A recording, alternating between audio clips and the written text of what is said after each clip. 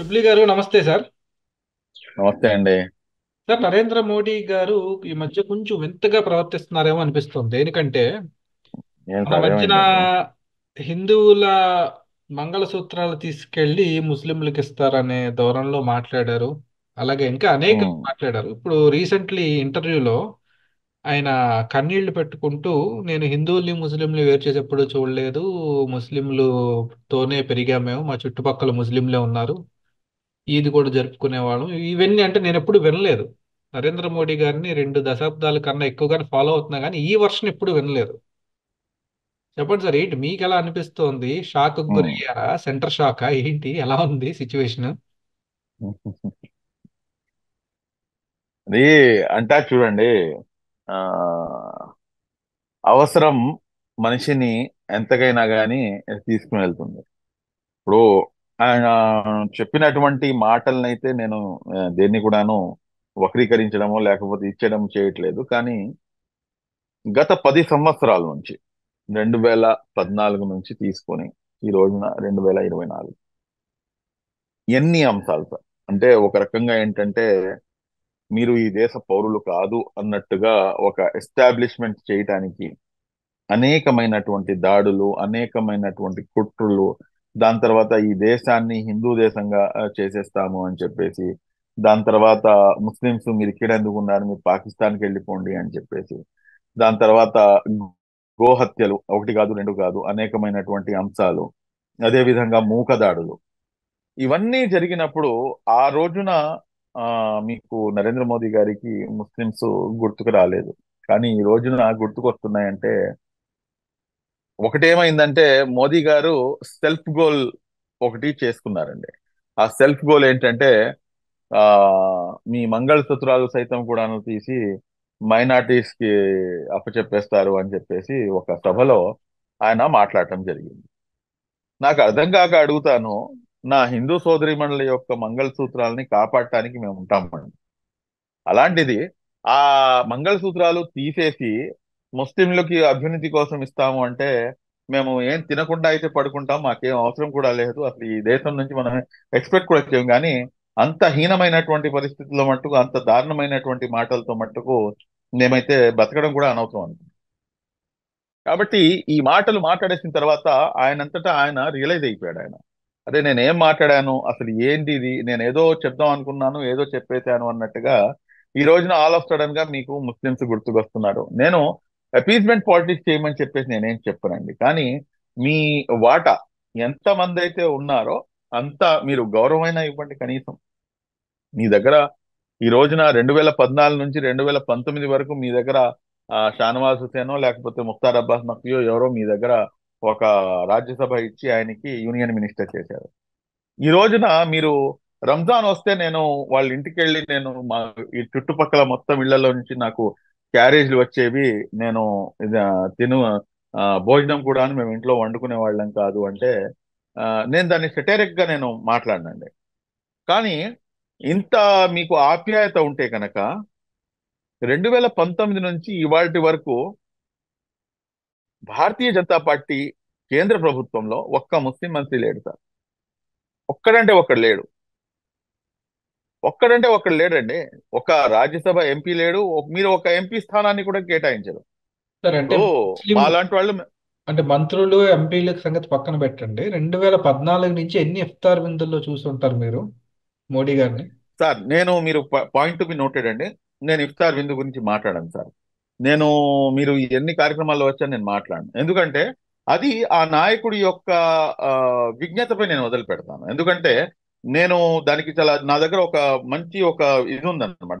అంటే మీరు చాలా సెన్సిటివ్ ఇష్యూని రేజ్ చేశారు. చూడండి, మనం సెక్యులరిజం అంటే మీరు ఇఫ్తార్ విందులో రావటమో లేకపోతే నమాజ్ ఆచరించడమో ఇది సెక్యులరిజం కాదండి. లేకపోతే నేను పెట్టుకున్న స్కల్ క్యాప్ మీరు పెట్టుకోవడమో, మీరు పెట్టుకున్నటువంటి ఏదైతే టీకా ఉందో లేకపోతే ఏదైతే బొట్టు ఉందో అది నాకు పెట్టడము, ఇది సెక్యులరిజం కాదు. నా దృష్టిలో ఏంటంటే అది ఓవర్ యాక్టింగ్. అది అది ఓవర్ యాక్టింగ్ తప్పించి ఇంకేం కాదు. మీరు ఎలా ఉన్నారో అలా ఉండండి, నేను ఎలా ఉన్నానో అలా ఉంటాను. మిమ్మల్ని నేను గౌరవించుకుంటాను, నన్ను మీరు గౌరవించుకోండి. ఇదేనండి సెక్యులరిజం. ఈ మినిమం థింగ్ మనకి అర్థం కావట్లేదు.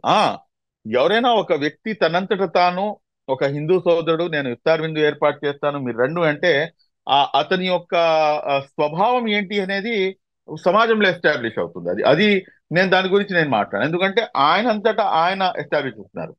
రెండో వైపు ఒక ముస్లిం సోదరుడు నేను మీ గుడికి వస్తానండి, నేను బొట్టు పెట్టుకుంటానండి అని చెప్పేసి వాడు కనుక ముందుకు వస్తే అది వాడి యొక్క దీనిపై ఆధారపడి ఉంటుంది. అంతేగాని నేను మా ముస్లిమ్స్ ప్రోగ్రామ్ నడుస్తుంది ఎవరైనా అంతెందుకండి మొన్న మీకు ఆ, మన వైజాగ్ లో ఎలక్షన్స్ కి 2 రోజుల ముందు అయితే అంతే two two 2 days before Vizag లో ఒక 250 మంది మత పెద్దలతో ఒక కార్యక్రమం నిర్వహించాం. ఆ కార్యక్రమంలో మాతో పాటు చంద్రబాబు నాయుడు గారు ఉన్నారు. ఆయనే వచ్చి కూర్చొని అందరితో కూడా మాట్లాడి ఏదైతే అంశాలు ఉన్నాయో అన్ని చూశారు. ఆయన్ని సత్కరించుకున్నాం. ఏం చేశాం సార్, సింపుల్ గా ఒక షాల్వా కప్పాం అంతేనండి, ఒక ఫ్లవర్ బొకే ఇచ్చాం. నేను టోపీ టోపీ పెట్టలేదండి ఆయన. నేను ఆయనకి ఏదో పైన నుంచి అదేదో నేను ఇవ్వలేదు. మీరు చూడండి ఫొటోస్ అన్ని చూడండి.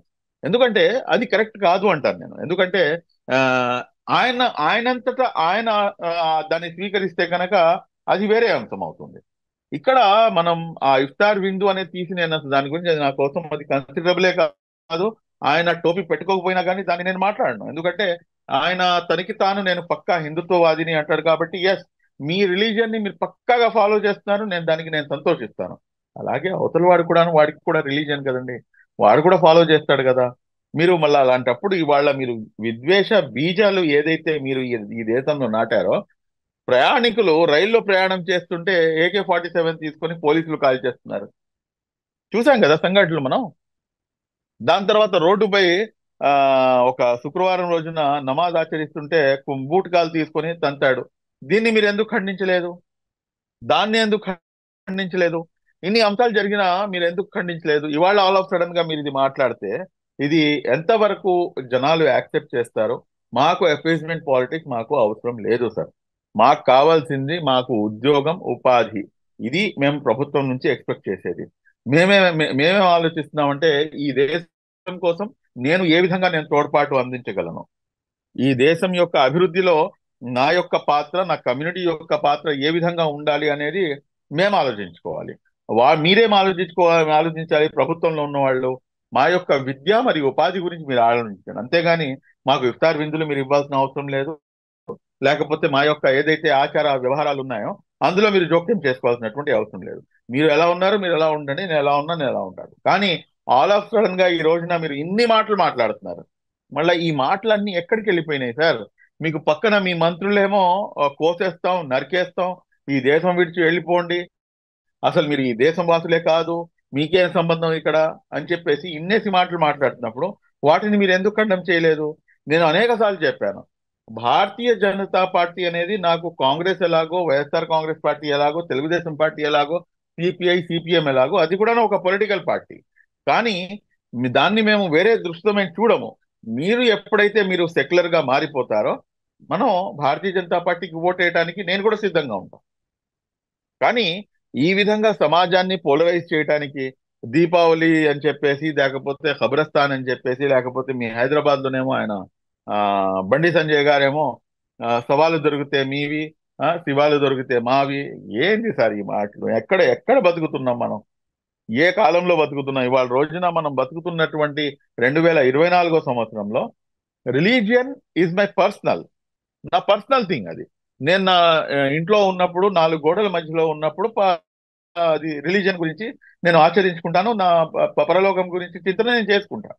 కానీ నేను రోడ్డు మీదకి వచ్చిన తర్వాత నేను ఇండియన్ని, మేమందరం ఇండియన్స్, మేమందరం ఒక కుటుంబ సభ్యులం. దాంట్లో నుంచి మీరు ఒక్కళ్ళని మీరు వేరే రకంగా చూస్తారంటే అది ఎంతవరకు సమంజసం? ఆ కుటుంబ వ్యవస్థ ఎలా ముందుకు కొనసాగలుగుతుంది? ఇప్పుడు ఒక 4 సంతానం అండి ఒక తల్లిదండ్రికి, దాంట్లో నుంచి ఒకడికి మీరు చిన్న చూపు చూస్తున్నారు. ఆ చిన్న చూపు చూస్తుంటే దాని యొక్క ఎఫెక్ట్ ఆ తల్లిదండ్రులపై పడుతుంది, మిగిలిన 3 పిల్లలపై పడుతుంది.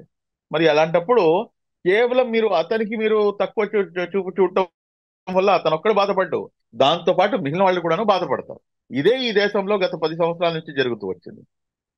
ఈ రోజున మీరు ఆల్ ఆఫ్ సడన్ గా మీకు ముస్లిమ్స్ మీద ప్రేమ ఒలికిపోస్తున్నారు. ముస్లిమ్స్ దగ్గరికి మంచిది, కేర్ తీసుకోండి. కానీ 10 సంవత్సరాలు ఏమైంది? ఈ క్వశ్చన్ అయితే రేజ్ అవుతుంది కదా. ఈ క్వశ్చన్ కి సమాధానం ఇవ్వాల్సినటువంటి బాధ్యత ఎవరిపై ఉంది? ఒకవైపు ఆర్ఎస్ఎస్ చీఫ్ గారు చెప్తారు, రెండో వైపు నుంచి మీ పార్టీ నాయకులేమో నోటికి వచ్చినట్టు మాట్లాడతారు. మళ్ళా ఇది ఎక్కడికి దారి తీస్తుంది? ఈ రోజున మీరు రిజర్వేషన్ల గురించి మాట్లాడతారు. రిజర్వేషన్లు మత ప్రాతిపదికన రిజర్వేషన్లకి నేను ఇవాళ రోజున మీకు చెప్తున్నాను వినండి. మత ప్రాతిపదికన రిజర్వేషన్లు నిలవు, అవసరం కూడా లేదు, ఇవ్వకూడదు కూడాను, తప్పు అది. అరే నాయన, 4% రిజర్వేషన్ అనేది ఇచ్చింది మత ప్రాతిపదికన కాదు. ముస్లింలలో కూడాను లెట్రిన్లు సాఫ్ చేసే వాళ్ళు ఉన్నారు, లెట్రిన్లు క్లీన్ చేసే వాళ్ళు ఉన్నారు. అంటే మెహతర్ అంటారు వాళ్ళని. అలాగే ఆ మీకు చంబార్ ఉన్నాడు. అదే విధంగా మీకు ఆ, ఆ, హజాం హజాం అంటే మీకు ఏమంటారు, బార్బరు. అదే విధంగా మీకు అనేకమైనటువంటి వృత్తులు, చెమడాలు వలిచే వాళ్ళు ఉన్నారు, లబాబీన్ అంటారు, లబ్బా అంటారు. అలాగా మీకు అనేక దూదేగుల ముస్లింస్ వాళ్ళు బీసీ బిలోకి వస్తారు.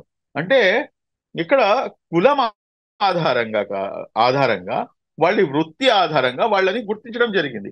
ఎస్సీల కన్నాను దారుణంగా ఉన్నారు అని చెప్పేసి సచార్ కమిటీ నివేదిక, రంగనాథ్ మిశ్రా కమిషన్ నివేదిక, ఈ రెండు నివేదికలు ఘోష పెట్టిన తర్వాత అప్పుడు ఆ 4% రిజర్వేషన్ అనేది దాన్ని జస్టిఫై చేయడం జరిగింది.